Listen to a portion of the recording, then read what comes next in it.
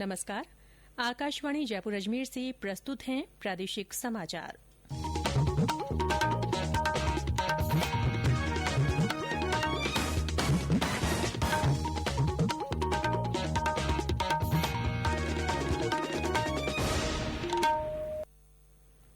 समाचारों के साथ मैं रितिका गुप्ता। प्रदेश में कोरोना संक्रमितों की संख्या 40,000 के पार हो गई है। आज 365 नए मामले सामने आए हैं। सबसे ज्यादा 108 मरीजों की पुष्टि आज कोटा जिले में हुई है। चिकित्सा विभाग की ओर से जारी रिपोर्ट के अनुसार अजमेर में 50, अलवर में 48, बीकानेर और जयपुर में 42, भीलवाड़ा में 21, चित्तौड़गढ़ में 15, झालावाड़ में 9, झुंझुनू में 6, बांसवाड़ा और टोंक में 5, बारां और सवाईमाधोपुर में 4, दौसा, डूंगरपुर और हनुमानगढ़ में 2 लोगों में कोरोना संक्रमण की पुष्टि हुई है। प्रदेश में अब तक 28,385 रोगी संक्रमण से मुक्त हो चुके हैं। इनमें से 27,108 लोगों को अस्पतालों से छुट्टी मिल गई है। प्रदेश में इस समय 11,097 कोरोना मरीजों का इलाज चल रहा है। वहीं 663 लोगों की मृत्यु हुई है। प्रदेश में विभिन्न जिलों में कोविड-19 के ज्यादा मामलों को देखते हुए प्रशासन आवश्यक कदम उठा रहा है। श्रीगंगानगर में आज से सभी प्रतिष्ठान सुबह 8 बजे से शाम 7 बजे तक ही खोले जा सकेंगे। ये आदेश 31 अगस्त तक जारी रहेंगे। अलवर में भी कोतवाली थाना क्षेत्र में आज से लॉकडाउन शुरू हो गया है, जो 2 हफ्ते तक चलेगा। राज्यपाल कलराज मिश्र ने विधानसभा सत्र 14 अगस्त से बुलाने के राज्य मंत्रिमंडल के प्रस्ताव को मंजूरी दे दी है। श्री मिश्र ने विधानसभा के सत्र के दौरान कोविड-19 के बचाव के लिए आवश्यक प्रबंध किए जाने के निर्देश भी दिए।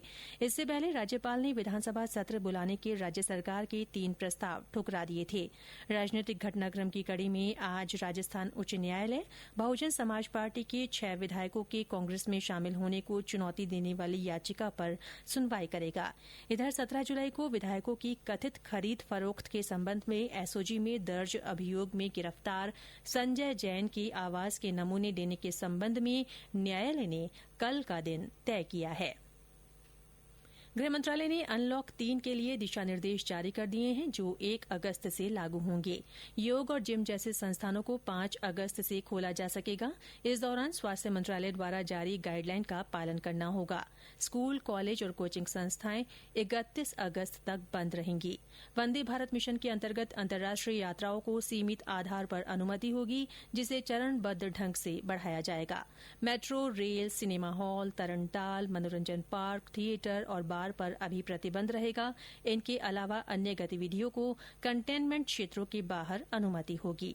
सामाजिक, राजनीतिक, खेल, मनोरंजन, शैक्षिक, सांस्कृतिक और धार्मिक कार्यक्रमों तथा भीड़ भाड़ वाली अन्य गतिविधियों की अनुमति नहीं होगी। रात में लोगों के आने जाने के प्रतिबंधों को हटा लिया जाएगा। स्वतंत्रता दिवस समारोह को भी सुरक्षित दूरी बनाए रखकर और स्वास्थ्य दिशा निर्देशों का पालन करते हुए मनाया जा सकता है। राज्यों और केंद्र शासित प्रदेशों से कोविड-19 संक्रमण के बारे में प्राप्त जानकारी के आधार पर ये दिशा निर्देश जारी किए गए हैं। कंटेनमेंट क्षेत्रों में गतिविधियां राज्य और केंद्र शासित प्रदेशों द्वारा तय की जाएगी और उनका कड़ाई से पालन कराया जाएगा। केंद्रीय प्रत्यक्ष कर बोर्ड ने कोविड-19 महामारी को देखते हुए आयकर रिटर्न भरने की तारीख 30 सितंबर तक बढ़ा दी है। पहले ये तारीख 31 जुलाई थी। केंद्र सरकार देश के विकास के लिए कई काम कर रही है। इसी कड़ी में जम्मू कश्मीर में खादी ग्रामोद्योग आयोग ग्रामीण विकास की दिशा में सरकार के महत्वपूर्ण अंगों में से एक है। आयोग अपनी गतिविधियों से जमीनी स्तर पर परिवर्तन को बढ़ावा दे रहा है।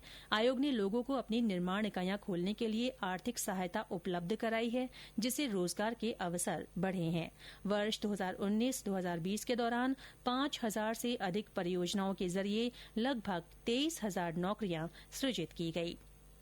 शिक्षा का अधिकार आरटीई के तहत आज गैर सरकारी विद्यालयों में प्रवेश के लिए ऑनलाइन लॉटरी निकाली जाएगी। शिक्षा मंत्री गोविंद सिंह डोटासरा ये लॉटरी निकालेंगे। प्रदेश में पिछले 24 घंटों में कई स्थानों पर हल्की से मध्यम दर्जे की बारिश हुई है। सबसे ज्यादा 75 मिलीमीटर बारिश अलवर जिले के कठूमर में दर्ज की गई। और अब आकाशवाणी जयपुर की विशेष अपील। श्रोताओं, कोरोना से बचाव के लिए घर से बाहर हमेशा मास्क पहनें, 2 गज की दूरी बनाए रखें, बार बार हाथ धोएं और बहुत आवश्यक होने पर ही घर से बाहर निकलें। इसी के साथ प्रादेशिक समाचार बुलेटिन समाप्त हुआ। हमारा अगला बुलेटिन राजस्थानी में दोपहर 3 बजे प्रसारित होगा। नमस्कार।